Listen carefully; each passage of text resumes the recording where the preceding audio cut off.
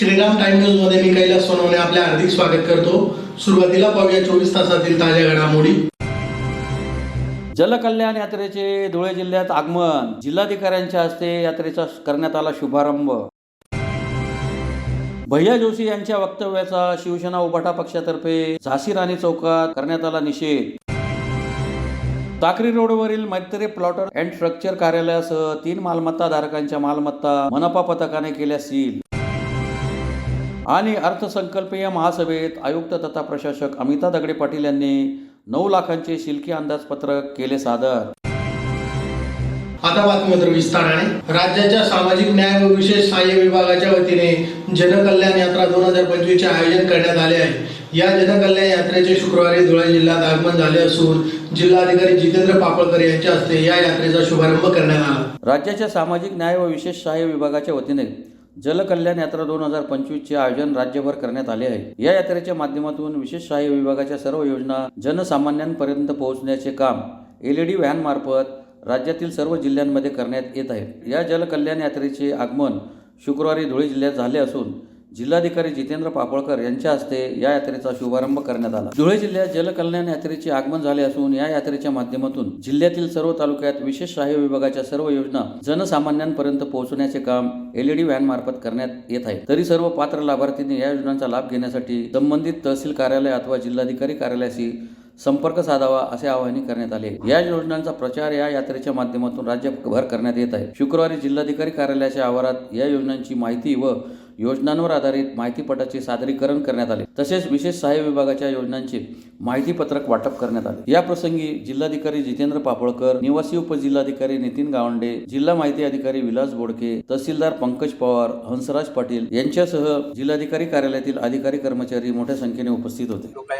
आपण आपल्या संपूर्ण जिल्ह्यात वेगवेगळ्या गावांमध्ये आपण आज फिरवणार आहोत। या निमित्तानं आमच्या काही समाज कल्याणच्या ज्या काही सोशल असिस्टंटच्या ज्या काही योजना आहेत त्याच्यामध्ये संजय गांधीची योजना आहे, श्रावणबाळ योजना आहे, इंदिरा गांधीची योजना आहे, ह्या ज्या काही आपल्या पेन्शनच्या ज्या योजना आपल्या सर्वसामान्यांनी आर्थिक ज्यांचं दुर्बल घटकात असलेल्या महिलांच्यासाठी ह्या ज्या काही योजना आपण राबवल्या जातात त्या कुटुंबियांना याचा आधार व्हावा आणि त्याच्यातली याचा प्रचार आणि प्रसिद्धी व्हावी। जास्तीत जास्त लोकांनी त्याच्यासाठी आपले अर्ज जे आहेत ते ऑनलाईन करावे। या माध्यमातून त्यांची जी काही पेन्शन आहे ती पेन्शन सर्वांच्या अकाउंटला डायरेक्टली अकाउंटला ती जाते आणि या निमित्तानं आपल्याला त्यांना एक आर्थिक स्थैर्य मिळतं। यासाठी या योजनांचा प्रचार आणि प्रसार व्हावा म्हणून हा रथ आपण या ठिकाणाहून संपूर्ण जिल्ह्यामध्ये फिरवण्यासाठी इथून त्याची आम्ही त्याला हिरवी झेंडी आता दाखवली। राष्ट्रीय स्वयंसेवक संघाचे भैया जोशी यांनी मुंबईत मराठी भाषा बोललीच पाहिजे अशी आवश्यकता नसल्याचे वक्तव्य केल्याने त्यांच्या या वक्तव्याचा शिवसेना उभाटा पक्षातर्फे शहरातील झाशी राणी चौकात तीव्र निषेध करीत आंदोलन करण्यात आले। राष्ट्रीय स्वयंसेवक संघाचे भैया जोशी यांनी मुंबईत मराठी भाषा बोललीच पाहिजे अशी आवश्यकता नसल्याचे वक्तव्य केल्याने त्यांच्या या वक्तव्याचा शिवसेना उभाटा पक्षातर्फे धुळे शहरातील झाशी राणी पुतळा चौकात तीव्र शब्दात निषेध करीत आंदोलन करण्यात आले। राष्ट्रीय स्वयंसेवक संघाचे माजी संघचालक भैया जोशी यांनी मुंबईत मराठी भाषा बोललीच पाहिजे अशी आवश्यकता नसल्याचे सांगून मुंबईतील घाटकोपर भागाची भाषा गुजराती असल्याचे सांगून महाराष्ट्रासह तमाम मुंबईकरांच्या मराठी अस्मितेला काळिमा फासणारे वक्तव्य केले। या घटनेचे पडसाद महाराष्ट्रभर उमटले असून शिवसेना उद्धव बाळासाहेब ठाकरे पक्षाच्या वतीने शुक्रवारी शहरातील झाशी राणी पुतळा चौक येथे भैया जोशी यांच्या वक्तव्याचा निषेध करत जोरदार घोषणाबाजी करत आंदोलन करण्यात आले। या आंदोलनात शिवसेना उपनेत्या शुभांगी पाटील, माजी आमदार अनिल गोटे, शिवसेना जिल्हा प्रमुख अतुल सोनवणे, माजी महापौर भगवान करणकाळ, नरेंद्र परदेशी, धीरज पाटील, प्रशांत बदाने, भरत मोरे, विनोद जगताप, अण्णा फुलपागारे, सुभाष मराठे, निंबाजी मराठे, मुन्ना पठाण, महिला आघाडीच्या संगीता जोशी, जयश्री वानखेडे, तारका विवरेकर, अरुणा मोरे, युवा सेनेचे सिद्धार्थ करणकाळ, आनंद जावडेकर, चंद्रकांत हजारे, शिवाजी शिरसाळे, कपिल लिंगायत, हिमांशू परदेशी, दिनेश पाटील, सागर निकम, सागर साळवे, पंकज बारसकर, पिनू सूर्यवंशी, अजय चौधरी, वैभव पाटील, विष्णू जावडेकर, दीपक वाघ, राजू पाटील, केतन बांबरे, चंद्रकांत हजारे, सचिन रोनवाल आदींसह शिवसैनिक मोठ्या प्रमाणावर सहभागी झाले होते। त्यानंतर कोरटकर आणि आता परत भैया जोशी एक प्रकारे संघाची ही प्रणाली या ठिकाणी संघाचं जे गिमिक आहे हे आता महाराष्ट्रीयन जनतेने ओळखायला हवं। महाराष्ट्रातल्या महापुरुषांचा अपमान असो किंवा मराठी भाषेबद्दल खेदजनक विधानं असो, जाणून बुजून निवडणुकीच्या पार्श्वभूमीवरती अशा प्रकारचे विधानं निर्माण करून या ठिकाणी मराठी माणसांचा अपमान करण्याचं काम संघ प्रणित नेते आणि भारतीय जनता पक्षाचे नेते हे वारंवार करत आलेले आहेत आणि त्या नेत्यांना त्यांच्यावरती पांघरून घालण्याचं काम या महाराष्ट्र राज्याचे मुख्यमंत्री हे करत आलेले आहेत। 1960 साली ज्यावेळेला संयुक्त महाराष्ट्र समितीच्या वतीने लढा देऊन मुंबई ही महाराष्ट्रामध्ये ठेवली गेली, त्यावेळेला या गुजरात राज्याला महाराष्ट्रातल्या जनतेने आणि मुंबईतल्या जनतेने भरघोस असा निधी दिला. त्यावेळेला गुजरात राज्याची त्या ठिकाणी स्थापना झाली.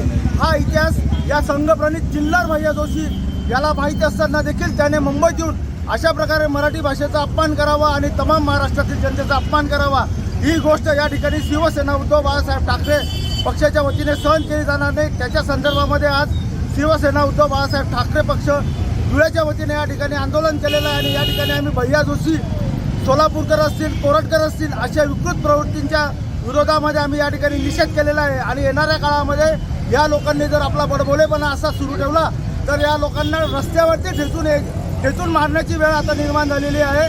हा इशारा आता भाजपा प्रणित संघाच्या लोकांनी देखील या ठिकाणी लक्षात घ्यायचा आहे. महापालिकेमार्फत बड्या मालमत्ता कर थकबाकीदारांवर मालमत्ता सील करण्याची मोहीम हाती घेण्यात आली आहे. त्या अंतर्गत शुक्रवारी सकाळी साक्री रोडवरील मैत्री प्लॉटर्स अँड स्ट्रक्चर कार्यालयासह 3 मालमत्ता धारकांच्या मालमत्तांना पथकाने सील ठोकली. महानगरपालिकेच्या जप्ती पथकाने बड्या थकबाकीदारांच्या मालमत्ता सील करण्याची मोहीम हाती घेतली आहे. शुक्रवारी सकाळी पथकाने साक्री रोडवरील मैत्रेय प्लॉटर्स अँड स्ट्रक्चर कार्यालयासह 3 मालमत्ता धारकांच्या मालमत्तांना सील ठोकले. साक्री रोडवरील श्रीराम कॉम्प्लेक्समधील दुकान नंबर 1 मध्ये मैत्रेय प्लॉटर्स अँड स्ट्रक्चर हे कार्यालय आहे. या कार्यालयाकडे 3,16,000ची थकबाकी होती. वेळोवेळी नोटीस पाठवून थकबाकी न भरल्याने अखेर मनपाच्या जप्ती पथकाने हे कार्यालय सील केले. तसेच दुकान नंबर 524 व 528 चे मालमत्ताधारक प्रवीण वाघ यांच्याकडे 1,40,116 रुपयांची थकबाकी होती. त्यामुळे त्यांचीही दुकाने सील करण्यात आली. जप्ती पथकाने अग्रवाल नगरातही कारवाई केली. या ठिकाणी ओम हॉस्पिटलच्या शेजारी असलेल्या तिरुपती हाऊसिंग गृहनिर्माण संस्थेचे मालक रघुनाथ चौधरी यांचा तळमजला असून त्यांच्याकडे 9,55,000ची थकबाकी होती. त्यांना 5 वेळा नोटीस देऊनही प्रतिसाद दिला नाही. त्यामुळे ढोल बडवत त्यांच्या मालमत्तेला सील ठोकण्यात आले. विशेष म्हणजे यापूर्वी ही कारवाई करण्यात आली होती. त्यामुळे मनपातर्फे या मालमत्तेवर मनपाचे नाव लावण्याचा प्रस्ताव सादर करण्याचे सांगण्यात आले. सदर कारवाई वसुली अधीक्षक गिरीश जाधव, निरीक्षक मुकेश अग्रवाल, प्रसाद चाले, संजय आगलावे, अनिल वळवी, भरत पारखे आदींनी केली. चेअरमन रघुनाथ चौधरी यांच्याकडे 9,55,002 रुपये थकबाकी असल्याने वारंवार नोटिसा देऊनही वारंवार भेटूनही सदरचा कराचा भरणा न केल्याने त्यांची मालमत्ता सील करण्यात आलेली आहे.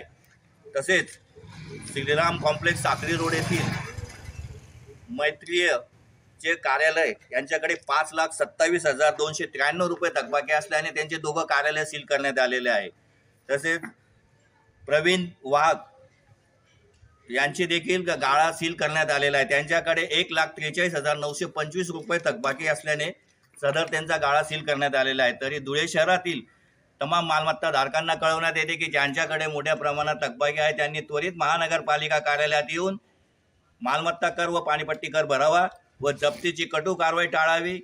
सदर वसुली कारवाईसाठी वसुली अधीक्षक शिरीष जाधव, निरीक्षक मुकुंद अग्रवाल, अनिल वळवी, प्रसाद चाले, संजय आगलावे आदींनी सदरची कारवाई केलेली आहे. महापालिकेच्या सभागृहात शुक्रवारी झालेल्या अर्थसंकल्पीय महासभेत आयुक्त तथा प्रशासक अमिता दगडे पाटील यांनी 9 लाखांची शिल्लकी अंदाजपत्रक सादर केले.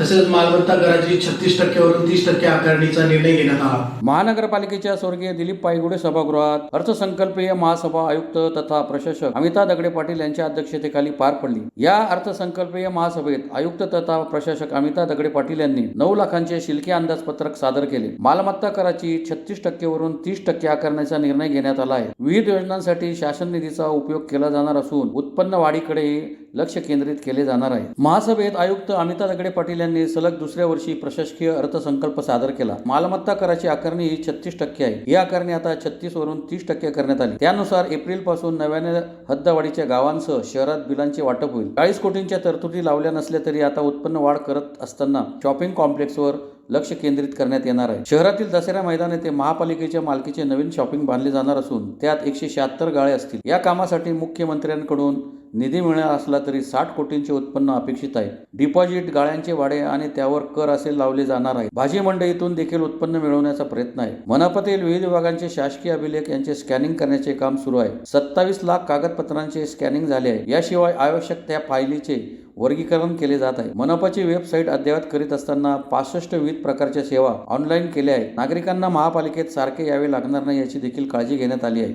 जुन्या मनपाच्या सभागृहात विद्यार्थ्यांसाठी अद्ययावत अशी नवीन अभ्यासिका तयार केली जाणार असून त्यासाठी देखील तरतूद केलेली आहे. आजच्या स्थितीत 3 अभ्यासिका असल्या तरी शहराचा विस्तार लक्षात घेता 3 ठिकाणी नव्याने अभ्यासिका केल्या जातील. केंद्र सरकारच्या निधीतून पायाभूत सुविधा अंतर्गत शाळा नंबर 14 येथे शहरात संविधान भवनाची निर्मिती केली जाणार आहे. यासाठी 15 कोटींची तरतूद केली आहे. या भवनात म्युझियम, प्रशस्त हॉल, इतर आवश्यक त्या सुविधा केल्या जाणार आहेत. शहरात हद्दवाढी गावांचा समावेश झालेला आहे. शिवाय शहराचा विस्तार दिवसेंदिवस वाढत आहे. त्यामुळे नागरिकांच्या सोयीसाठी ई बसचा प्रस्ताव शासनाकडे सादर केला आहे. यातून 28 ई बस शहरासाठी प्राप्त होतील. यासाठी 5 कोटी 83 लाखांची स्थापत्य कामे, विद्युत कामासाठी 6 कोटी 91 लाखांच्या निधीला मान्यता प्राप्त आहे. यासाठी 50 लाखांची तरतूद प्रस्तावित करण्यात येत आहे. शहरातील 80 फुटी रोडवर सावतामाळी कॉम्प्लेक्समध्ये महापालिका मोठ्या आकारात मॉल बांधणार आहे. 10 कोटींची तरतूद त्यासाठी करण्यात आली आहे. महिला बचत गटांना बाजारपेठ मिळावी हा त्या मागील उद्देश आहे.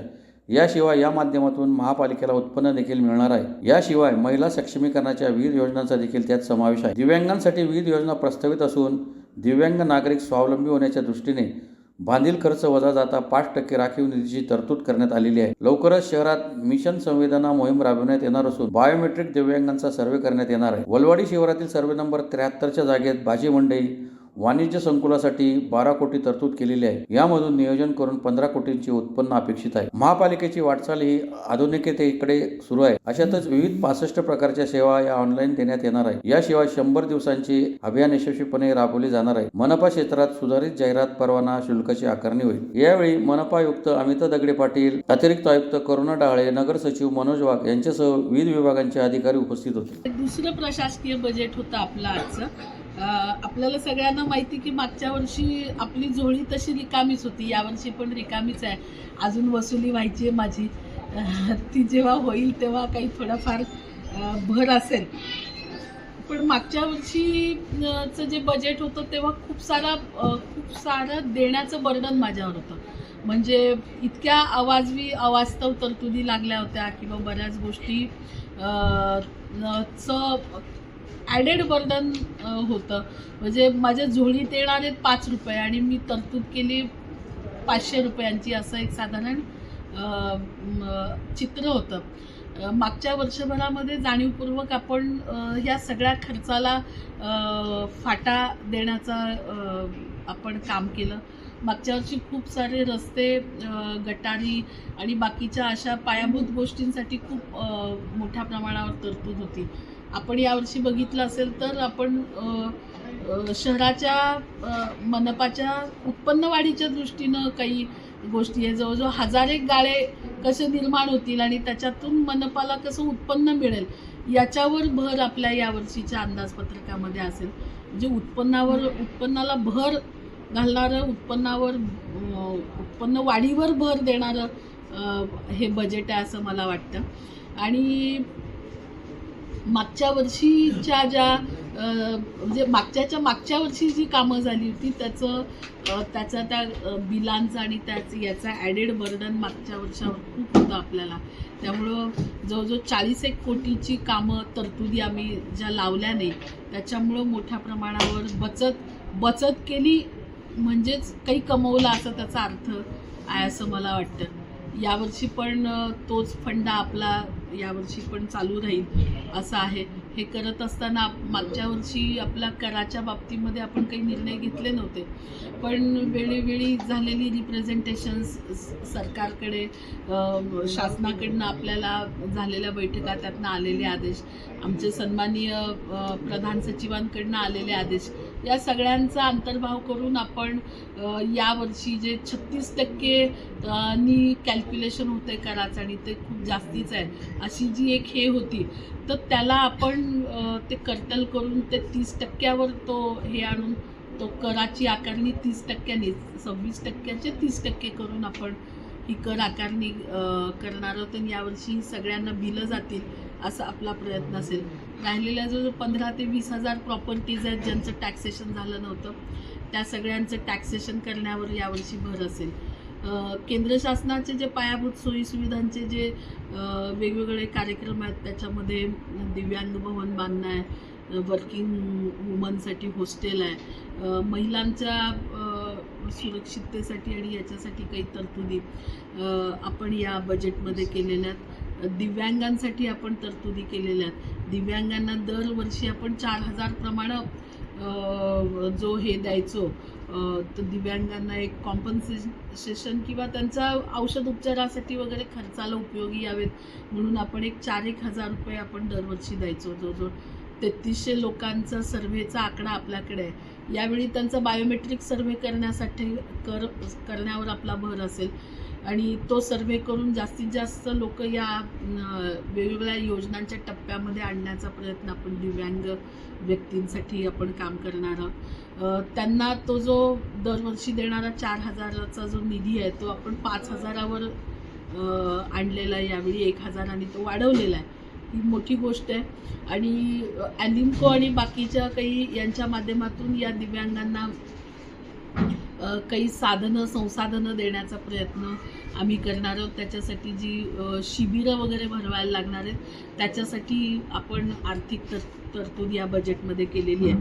महानगरपालिकेचा मालकीचा पेट्रोल पंप उभारण्याचं काम आपण यावर्षी करणार आहोत. या माध्यमातून पण महापालिकेला रेव्हेन्यू जनरेट होईल, उत्पन्न वाढ होईल असं आम्हाला अपेक्षित आहे. आपण वेगवेगळ्या ठिकाणी जसं म्हणलं की सावतामाळी मार्केट आहे, त्यानंतर दशेरा मैदानचं शॉपिंग कॉम्प्लेक्स आहे, देवपुरातलं भाजी मंडई आणि मार्केट आहे, नवरंग पाण्याची टाकी तिथं भाजी मंडई आणि मार्केट आहे.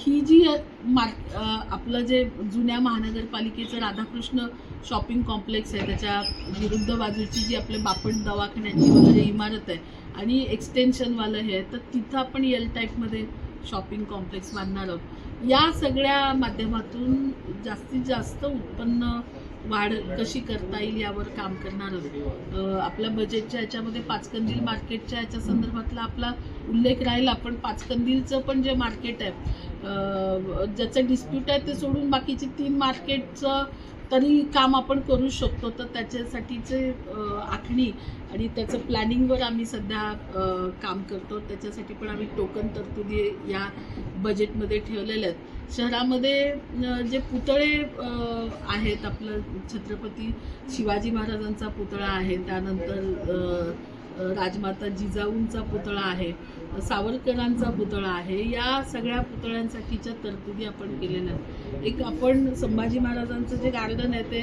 तिथं पुतळा आहे तेच आपण पुतळा पार्क म्हणून डेव्हलप करणं आणि तिथं काही तरतुदी करणं आपण याच्यामध्ये प्रस्तावित केलेलं आहे. सोबत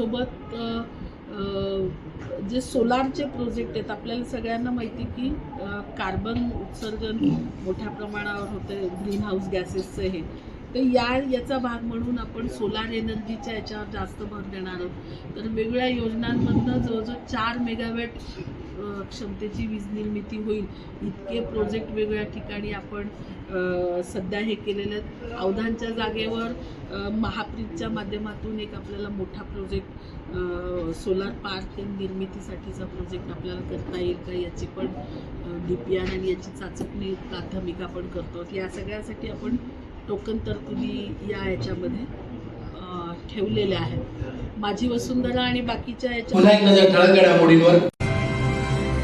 जलकल्याण यात्रेचे धुळे जिल्ह्यात आगमन, जिल्हाधिकाऱ्यांच्या हस्ते यात्रेचा करण्यात आला शुभारंभ. भैया जोशी यांच्या वक्तव्याचा शिवसेना उभाटा पक्षातर्फे झाशी राणी चौकात करण्यात आला निषेध. टाकरी रोडवरील मैत्री प्लॉटर अँड स्ट्रक्चर कार्यालयासह 3 मालमत्ता धारकांच्या मालमत्ता मनपा पथकाने केल्या सील. आणि अर्थसंकल्पीय महासभेत आयुक्त तथा प्रशासक अमिता दगडे पाटील यांनी 9 लाखांचे शिल्की अंदाजपत्रक केले सादर. याचबरोबर श्रीराम टाइम न्यूजचे बातमीपत्र संपले. दिवसभरातील ताज्या घडामोडींसाठी पाहत राहा श्रीराम टाइम न्यूज. भेटूया पुढील प्रसारणात. तोपर्यंत नमस्कार.